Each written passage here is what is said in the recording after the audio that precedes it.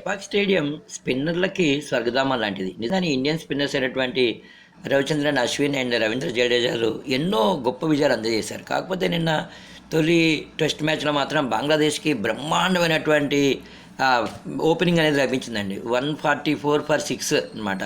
అలాంటి స్టేజ్లో Ravichandran Ashwin and Jadeja ఆడినటువంటి innings ఎంతో గొప్పగా 144కి 6 నుంచి దాదాపు 300 వరకు వాళ్ళు స్కోర్ని తీసుకెళ్ళిపోవడం అనేది 339 ఫర్ 6 అనుకుంటా, అంతవరకు తీసుకెళ్ళిపోవడం అనేది చాలా చాలా చాలా గ్రేట్ అండి. అలాగే ఇంకొక విషయం కూడా మనం చెప్పుకోవాలి.